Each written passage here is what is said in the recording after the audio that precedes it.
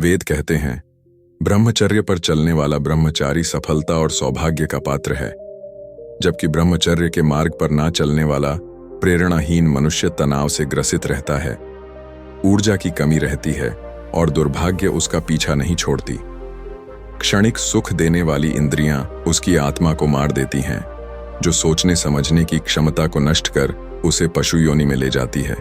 लेकिन क्या आपने कभी गौर किया है कि आज के दौर में हम अपनी ऊर्जा को कहां-कहां बहा रहे हैं?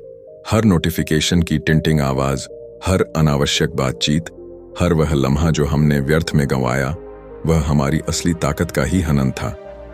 जब कोई आत्मसंयम और वीर्य संरक्षण के द्वारा वेदों में बताए गए ब्रह्मचारिक दिनचर्या का पालन करता है, तो उसमें कुछ खास परिवर्तन होते हैं जो कि अविश्वसनीय हैं।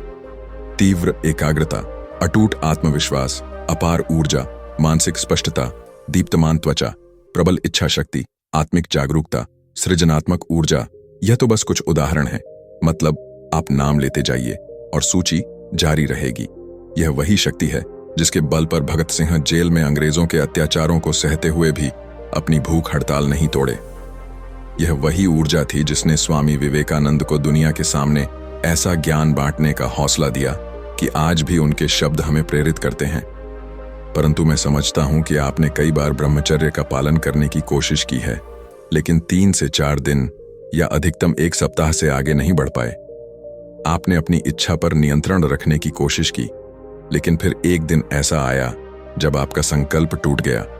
क्यों? क्योंकि आपके पास एक ठोस योजना नहीं थी। आप जानते थे कि क्या करना है, लेकिन नहीं जानते थे कि कैसे करना है। यही कारण है कि मैंने वेदों के सार पर आधारित एक ऐसी दिनचर्या तैयार की है जिसे सरलता से अपनाकर आप ब्रह्मचर्य का पालन कर सकते हैं। भले ही आप बुरी आदतों के कितने ही गहरे शिकार क्यों ना हो। यह वीडियो सिर्फ एक व्याख्यान नहीं है, बल्कि यह आपके जीवन को बदलने का एक व्यावहारिक खाका है। तो चलिए इस अद्भुत यात्रा की शुरुआत करते हैं। चलिए सबसे पहले बात करते हैं वीर्य संरक्षण की, जो ब्रह्मचर्य के कई पहलुओं में से सबसे महत्वपूर्ण पहलू है। क्या आपने कभी सोचा है कि यह वीर्य है क्या? क्या यह सिर्फ एक शारीरिक द्रव्य है? हमारे शास्त्र कहते हैं पूरे 60 बूंद रक्त से केवल एक बूंद वीर्य बनता है। सोचिए, 60 का अनुपात। यह कोई मामूली चीज नहीं है। आयुर्वेद के अनुसार वीर्य वह अंतिम धातु है जो भोजन से बनती है। यह क्रम इस प्रकार है: भोजन से रस बनता है, रस से रक्त बनता है, रक्त से मांस बनता है, मांस से मेद, मेद से अस्थि यानी हड्डी बनती है, अस्थि से मज्जा, और तब जाके कहीं मज्जा से बीर बनता है। हमारा वीर्य सार है इन 7 धातुओं से प्राप्त होने वाला अंतिम और सबसे शुद्ध धातु। जिस प्रकार एक वृक्ष जमीन से रस को खींचता है, यही रस उसकी टहनियों, शाखाओं, पत्तों, फूलों और फलों में प्रवाहित होता है। उसी तरह लगभग 1 सप्ताह या उससे अधिक समय तक पौष्टिक भोजन करने के बाद ही वीर्य का निर्माण होता है। इसे संरक्षित न करने का अर्थ है लगभग हर हफ्ते आधा लीटर खून बहा देना। अब आप खुद अंदाजा लगाइए, अगर कोई व्यक्ति हर हफ्ते आधा लीटर खून बहाता तो क्या वह स्वस्थ रह सकता है? ऐसा व्यक्ति समय से पहले ही बूढ़ा दिखने लगता है, कंधे झुक जाते हैं और चेहरे पर झुर्रियां आ जाती हैं, आंखों में से चमक गायब हो जाती है और एक थकावट भरी सूजन आ जाती है। इसी से आपको अंदाजा हो गया होगा कि यह कितना बहुमूल्य है। यह आपकी जीवन शक्ति है, आपका अमृत है। पर तंत्र इसे एक स्टेप और ऊपर ले जाता है। तंत्र के अनुसार हमारे शरीर में 7 चक्र होते हैं। पहला है मूलधार चक्र। ये चक्र हमारे गोदे पर स्थित होता है और नींद, भोजन और व्यसन अर्थात वासना को सुचालित करता है। दूसरा है स्वाधिष्ठान चक्र। यह चक्र हमारी नाभि से थोड़ा नीचे स्थित होता है और भय अथवा डर को सुचालित करता है, जैसे किसी भी चीज से डर लगना, असुरक्षित महसूस करना या सामाजिक स्थितियों में घबराहट होना। तीसरा है मणिपुर चक्र। यह चक्र हमारे नाभि के स्थान पर स्थित होता है और किसी भी लक्ष्य पर टिके रहने की शक्ति प्रदान करता है। इसका सही तरीके से सक्रिय होना आपको गोल सेटिंग और उसे पूरा करने की इच्छा प्रदान करता है। चौथा है अनाहत चक्र।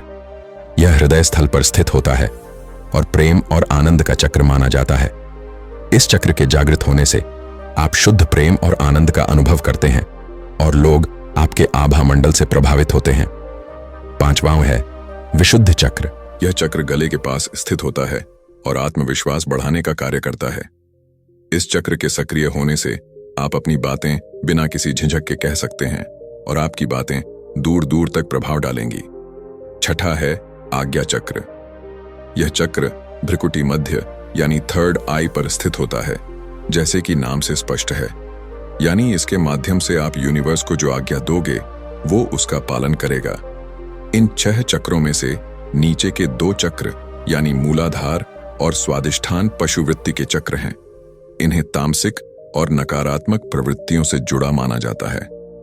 वहीं तीसरे चक्र यानी मणिपुर से जैसे जैसे ऊर्जा ऊपर उठती है, साधक पशु से परमात्मा में रूपांतरित होने लगता है।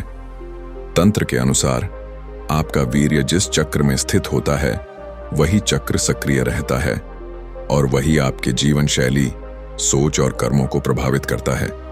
यानी वीर का स्थान ही तय करता है कि आपके भीतर कौन सी शक्ति मुखर होकर प्रकट होगी। अगर यह मूलाधार में है तो व्यक्ति सदा शारीरिक सुख, भोजन और वासना के पीछे भागता है। अगर यह स्वादिष्ठान में है तो व्यक्ति समाज के भय में जीता है। लोग क्या कहेंगे, यह डर उसकी दिशा तय करता है। लेकिन अगर आपने अपने वीर को मणिपुर तक उठने का अवसर दे दिया तो वहां से जीवन में लक्ष्य चयन और उन लक्ष्यों को पूरा करने की शक्ति प्राप्त होती है। फिर जैसे जैसे ऊर्जा अनाहत चक्र पर पहुंचती है, प्रेम और करुणा का जागरण होता है। विशुद्ध चक्र पर आत्मविश्वास आता है और आज्ञा चक्र पर विचारों में स्पष्टता उत्पन्न होती है। इस स्थिति में व्यक्ति किसी भी विचार को मैनिफेस्ट कर सकता है, फिर चाहे वह विचार किसी टेक्नोलॉजी का हो, व्यापार का हो या कला के क्षेत्र का।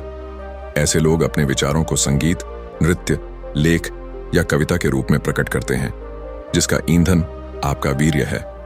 तो फिर सोचिए, आपकी यह अमूल्य ऊर्जा कहाँ खर्च हो रही है?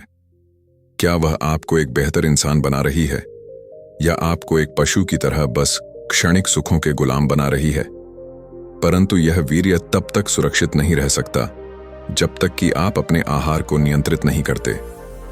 श्री कृष्ण कहते हैं, युक्त आहार विहारस्य युक्त चेष्टस्य कर्मसु युक्त स्वप्नो प्रबोधस्य योगो भक्ति दुखा।